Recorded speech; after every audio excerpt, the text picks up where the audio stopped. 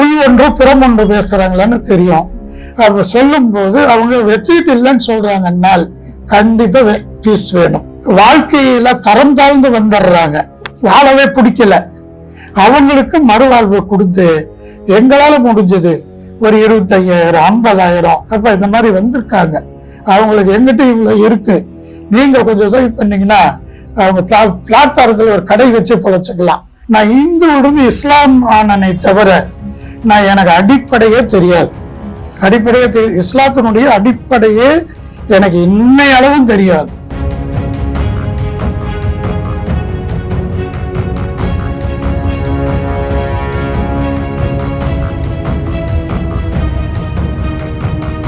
நான் இருக்கிறதே வெளி தெரியாது. நான் போயிட்டு இன்னும் சொல்லணும்னாக்கா எந்த தர்பார் போனோம்னா எந்த தர்காவுக்கு போனாலும் அங்க இருக்கக்கூடிய மகானா நாங்க மாறிடுவோம். அந்த எஜமான் அந்த பாபா கிட்ட நேச்சுரல் நாங்க பேசியிருக்கோம்.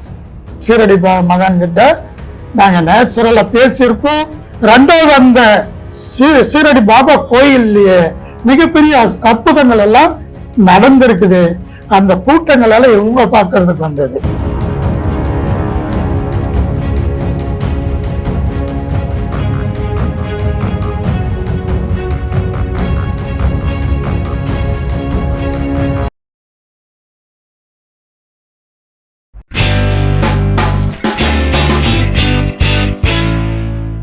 வணக்கம், நான் உலக புகழ் செங்கோல் சேகரிப்பா வந்திருக்கேன் இந்த சேனலுக்கு. இப்போ என்னன்னா ஐயா கோவளம் பச்சைத்தப்பி பாபா. இவர் இந்த மாதிரிலாம் கிடையாது. நான் பல வேலைகள் பண்ணியிருக்கேன், பல வேலைகள் பண்ணுறேன், கெட்ட வேலை செய்யலை. ஏதாவது அவங்க வீட்டில் சூழ்நிலை வச்சுருக்காங்களா, எல்லாம் வச்சாலும் எடுத்துருவேன். பிச்சுல இருக்கா, கல்யாணம் அவளை குழந்தை செய்வேன்.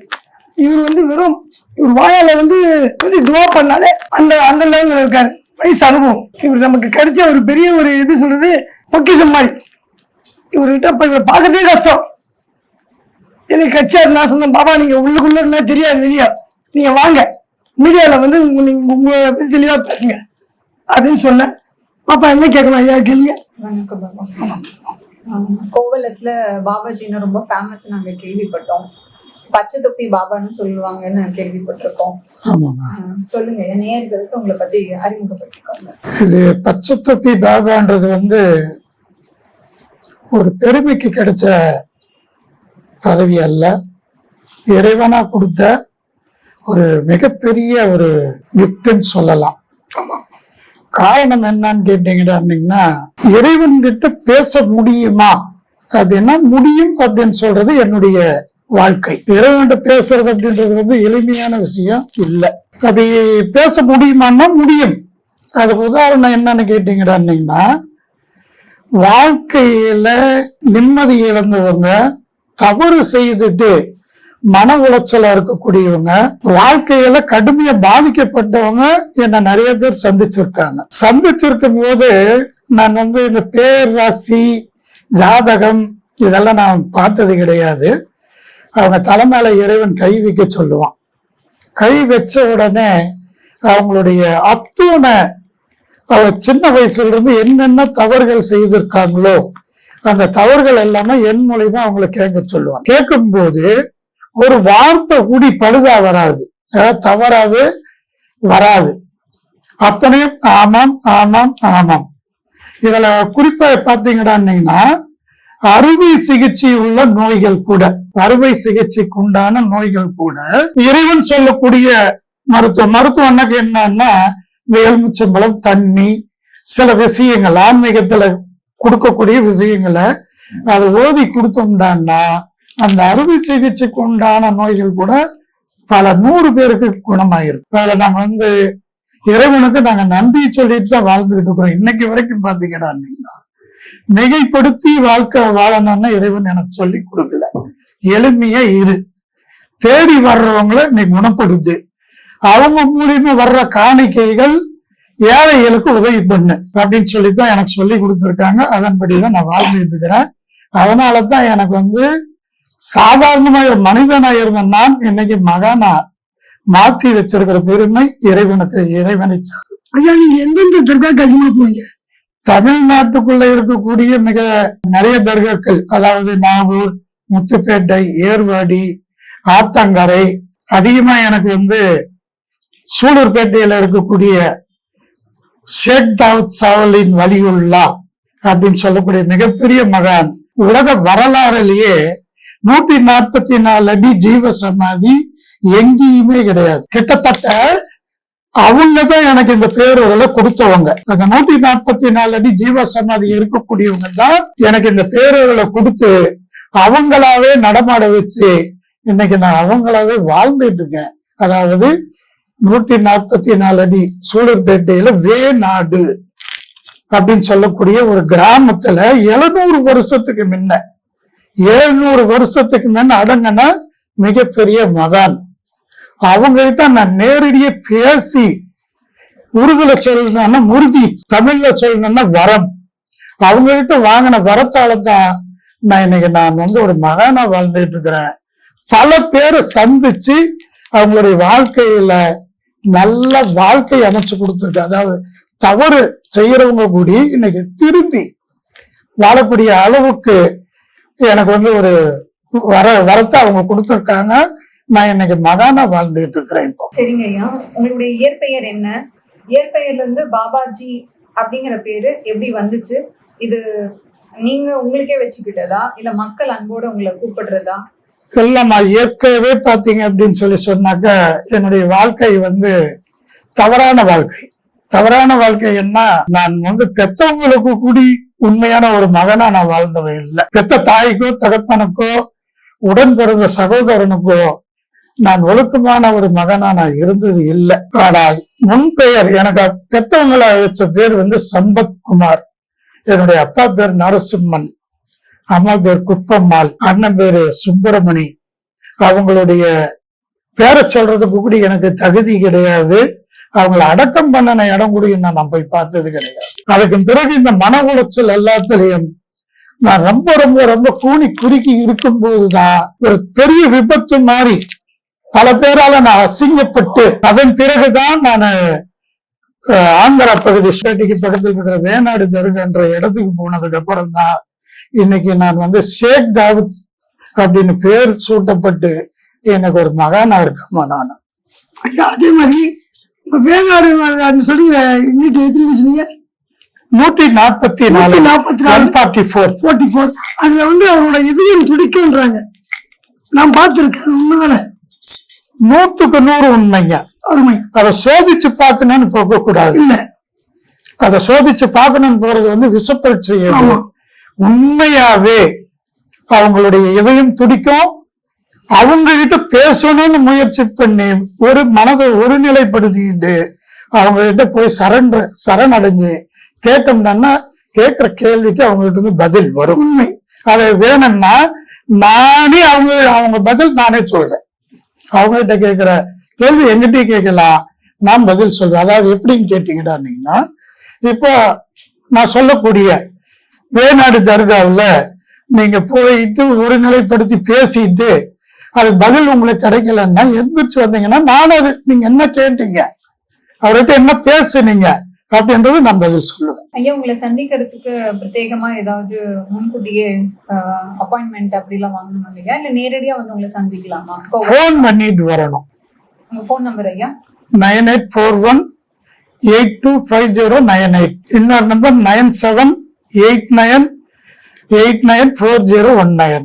ஐயா, நீங்க மக்களுக்கு சேவை செய்யற விதத்துல மாந்திரிகம், தாந்திரிகம் அந்த மாதிரியான வழிபாட்டு முறைகள் இருக்கா? மாந்திரிகன்றது எனக்கு உடன்பாடு இல்லை. நான் இறை வழிபாடு தான். எனக்கு நான் சார்ந்து இருக்கிறது இறை வழிபாடு. அதனால மாந்திரிகத்துக்குள்ள நான் போக விரும்பல, ஈடுபாடும் எனக்கு இல்லை. இவங்க வழிபாட்டுக்கு வரும்போது அசைவம் சாப்பிட்டு கூடாது, அப்புறம் சுத்தபத்தமா இருக்கணும், அப்படி ஏதாவது நிபந்தனைகள் இருக்கா? சுத்தம் பண்றது மனதளவுல நிச்சயமா இருக்கணும். அதே மாதிரி அசைவம் அப்படின்றது அவங்கவுங்க விருப்பம். அங்க செய்யறத பிரியாணி தான் அதிகமா செய்வாங்க. எல்லா மதத்தினருக்கும் உங்ககிட்ட அனுமதி இருக்கு இல்லையா? மதம் அப்படின்றது வந்து இறைவன் விதிச்சதல்ல, இறைவனுக்கு பொதுவாகவே எல்லா மதமும் ஒண்ணுதான். அதே மாதிரிதான் நாங்களும். நீங்க மக்களுக்கு நல்லது செஞ்சிருக்கிறதா சொன்னீங்க இல்லையா? சேவை செய்யறேன், என்னால முடிஞ்ச தர்ம காரியங்கள் செய்யறேன். அது பல 1000 பேர் கடந்திருக்குமா. அந்த அனுபவத்தை கொஞ்சம் ஷேர் பண்ணிக்கோங்க, சொல்லுங்க ஐயா. அந்த அனுபவம் அப்படின்னு சொன்னீங்கன்னா, இன்னைக்கு வந்து ஒரு உடல்நிலை சரியில்லாதவங்க வருவாங்க. சரியில்லாதவங்க வந்தாங்கன்னாக்கா அது அது நோயை தீர்க்க முடியாத நோயா இருக்கும். அது எங்களுக்கும் தெரியும், அவங்களுக்கும் தெரியும். அப்படி வர்றவங்க கிட்ட இறைவன்கிட்ட நாங்க கேட்போம், இது இவ்வளவு பெரிய நோயா இருக்கு, எனக்கு ஒண்ணும் தெரியாது, இவங்களை எப்படி குணப்படுத்துறது அப்படின்னு கேட்போம். இறைவன் பதில் சொல்லுவான், இவங்க கர்ம வினைகள் தீர்றதுக்கு என் விரல் நீளும் தானாவே. அப்ப அது பீஸ், அந்த பீஸை வெய்யுங்க அப்படின்னு சொல்லுவோம். அப்ப அவங்க கேட்பாங்க, நாங்க நிறைய இழந்துட்டோம், நிறைய பேர்கிட்ட போய் நாங்க ஏமாந்துட்டோம், இங்க உங்ககிட்ட கொடுக்கறதுக்கு பணமே இல்லையேன்னு சொல்லுவாங்க. அப்ப நாங்க சொல்லக்கூடிய ஒரு விஷயம், உங்க கர்ம வினை தீர்க்கணும்னால் நிச்சயமா இந்த காணிக்கைகள் வேணும் அப்படின்னு சொல்லுவோம். அதெல்லாம் எங்களுக்கு தெரியும், அவங்க வந்து பாக்கெட்ல வச்சுக்கிட்டு ஏமாத்துறாங்களா அல்லது உள் ஒன்றோ புறம் ஒன்று பேசுறாங்களான்னு தெரியும். அப்ப சொல்லும் போது அவங்க வச்சுக்கிட்டு இல்லைன்னு சொல்றாங்கன்னால் கண்டிப்பா பீஸ் வேணும் அப்படின்னு சொல்லுவோம். இல்லைன்னு சொன்னா அவங்களுக்கு உணவும் கொடுத்து தங்க இடமும் கொடுத்து அவங்களுக்கு அந்த நோய் தீர்க்கக்கூடிய பிரச்சனைகளையும் சரி பண்ணி சின்ன பொருள் உதவியும் நாங்க செய்யறோம். அதுல இன்னொன்னு என்னன்னு கேட்டீங்கன்னா, வாழ்க்கையில தரம் தாழ்ந்து வந்துடுறாங்க, வாழவே பிடிக்கல, அவங்களுக்கு மறுவாழ்வு கொடுத்து எங்களால முடிஞ்சது ஒரு 25,000 50,000 இதுல என்னால முடியலன்னா என்னை சார்ந்து இருக்கிறவங்க கிட்ட, அப்ப இந்த மாதிரி வந்திருக்காங்க, அவங்களுக்கு எங்கிட்ட இவ்வளவு இருக்கு, நீங்க கொஞ்சம் உதவி பண்ணீங்கன்னா அவங்க பிளாட்பாரத்துல ஒரு கடை வச்சு பொழைச்சுக்கலாம். வாழ்க்கையில தரம் தாழ்ந்து வந்துடுறாங்க, வாழவே பிடிக்கல, அவங்களுக்கு மறுவாழ்வு கொடுத்து எங்களால முடிஞ்சது ஒரு 25,000 50,000 இதுல என்னால முடியலன்னா என்னை சார்ந்து இருக்கிறவங்க கிட்ட, அப்ப இந்த மாதிரி வந்திருக்காங்க, அவங்களுக்கு எங்கிட்ட இவ்வளவு இருக்கு, நீங்க கொஞ்சம் உதவி பண்ணீங்கன்னா அவங்க பிளாட்பாரத்துல ஒரு கடை வச்சு பொழைச்சுக்கலாம். ஷேக் தாவூத் சாவலின் வலியுள்ளா. ஜீவ சமாதி அடைஞ்சவங்க உங்க மூலமா மக்களுக்கு சேவை செய்யறதா சொன்னீங்க இல்லையா, அது எப்படி அந்த அனுபவத்தை கொஞ்சம் சொல்லுங்க. அவங்ககிட்ட வர வாங்கினதுனால அந்த ஜீவ சமாதியில் அடங்கி இருக்கிற பேர் ஷேக் தாவூத், இப்ப என்னுடைய பேரும் ஷேக் தாவூத் தான். அவங்க கிட்ட வர வாங்கினதுனால அவங்க மூலியமா வந்து அவங்கள கேட்டு, எனக்குன்னு எதுவும் தெரியாது, இன்னமும் சொல்லணும் அப்படின்னு சொன்னா, நான் இந்துவிலிருந்து இஸ்லாம் ஆனனை தவிர நான் எனக்கு அடிப்படையே தெரியாது, இஸ்லாத்தினுடைய அடிப்படையே எனக்கு இன்னை அளவும் தெரியாது. தொழுகை, யாசின், குரான், தஸ்பி எதுவுமே தெரியாது. ஆனா இறைவன்கிட்ட பேச தெரியும். அவங்க கிட்ட பேசுறதுனால மட்டும்தான் வர்றவங்களுடைய நோய் என்னால குணப்படுத்த முடியும். சங்கிலி பாபா அவங்களை எப்படி உங்களுக்கு அறிமுகம் எப்படி தெரியும், எத்தனை வருஷமா பழக்கம் அவரோட? ஆமா, நான் உண்மைத்தான் பேசுவேனே தவிர எதையும் மிகைப்படுத்திய குறைச்ச நான் பேசுறதுக்கு நான் மனிதன் அல்ல. எனக்கு வந்து இறைவன் சொன்ன ஒரு விஷயம் என்னன்னா, நீ அமைதியா இரு, மிகைப்படுத்தி வாழாத, மிகைப்படுத்தி வாழ்றதுக்கு உனக்கு அனுமதி இல்லை, எளிமையா இருக்கணும் அப்படின்னு சொல்லிட்டு நான் சொல்ற வரைக்கும் காலங்கள், நான் சொன்னதுக்கு அப்புறமேல் உலகம் உன்னை திரும்பி பார்க்கும்னாங்க. அப்போ என்னுடைய நண்பர்கள், அதில் குறிப்பா வந்து என்னுடைய நட்புக்கு அடையாளம் சாய்குமார் என்று சொல்லக்கூடிய ஒரு என்னுடைய மகனை ஏற்றுக்கிட்டு இருக்கிறேன். அவர் வந்து சொன்னது என்னன்னாக்கா, 2 வருஷத்துக்கு முன்னையே, அப்பா ஒண்ணும் தெரியாதவங்க எல்லாம், ஒண்ணுமே தெரியாதவங்க எல்லாம் இன்னைக்கு டிவிலையும் புகழ் பரப்புறாங்க, நீங்க ஏன் வரக்கூடாதுன்னாங்க. எனக்கு இறைவன் அந்த அனுமதி தரல, அதனால டிவி இதுக்கெல்லாம் நான் வர விரும்பலன்னு. இறைவன் தற்சமயமா தான் சொன்னான், நீ கேட்ட நேரம் வந்துருச்சு, அதனால வெளி உலகத்துக்கு நீ வரலாம் அப்படின்னு சொன்னதுனால, அதே சாய்குமார் என்ன சொல்லக்கூடிய என்னுடைய மகனார், அவனுடைய பேர் சாய்குமார், பல நன்மைகள் அடைஞ்சவன். அதே குரூப் அந்த நம்பரால பல பேர் நன்மை அடைஞ்சிருக்காங்க. அவங்ககிட்ட கூப்பிட்டு, அப்பா ஏதோ சொன்னீங்களே டிவி சேனலு இதெல்லாம் சொன்னீங்களே, அதுக்கு ஏற்பாடு பண்ணுங்கன்னு சொன்னோம். அவங்க பண்ணணும் மூலியமா தான் ஐயா சங்கிலி மஸ்தான சந்திக்க வேண்டியது 2 நாள் தான் ஆச்சு. சந்திக்கும் போது ஒரு அற்புதமான நண்பரை சந்திச்ச ஒரு சந்தோஷம். அவர்கிட்ட நான் ஒரு உத்தரவு கேட்டேன், எனக்கு உதவி பண்ணணும்னால் எங்களுக்கு டிவி இந்த யூடியூப் சேனலை எங்களுக்கு கொஞ்சம் ஏற்பாடு பண்ணி கொடுங்க அப்படின்னு கேட்டேன். ஏன்னு கேட்டீங்கன்னா, நாங்க மிகைப்படுத்தி வாழாத ஒரே காரணம், எங்களை எந்த சேனலும் தேடி வராத ஒரு காரணம் என்னன்னு கேட்டீங்கன்னா, நான் இருக்கிறதே வெளி தெரியாது. நான் போயிட்டு இன்னும் சொல்லணும்னாக்கா, எந்த தர்பார் போனோம்னா, எந்த தர்கா போனாலும் அங்க இருக்கக்கூடிய மகானா நாங்க மாறிடுவோம். அவங்க அடங்கி இருக்கிறவங்களாவே நாங்க மாறிடுவோம். அப்படி இருக்கும்போது அந்த இடத்துல எங்களுக்கு சிறப்பான வரவேற்பு இருக்கும்.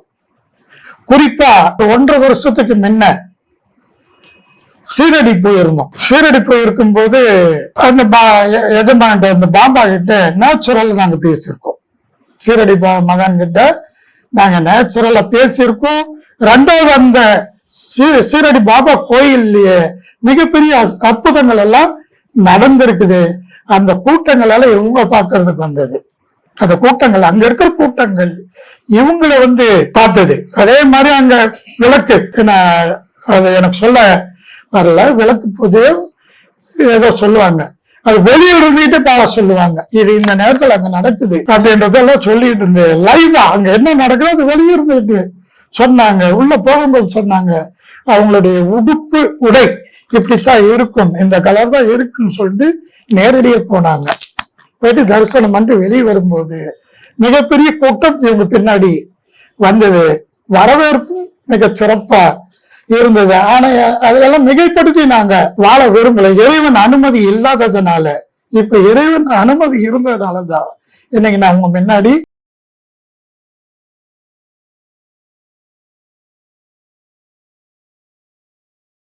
இந்த வீடியோ உங்களுக்கு பிடிச்சிருந்தா லைக் பண்ணுங்க, கமெண்ட் பண்ணுங்க, ஷேர் பண்ணுங்க, சப்ஸ்கிரைப் பண்ணுங்க.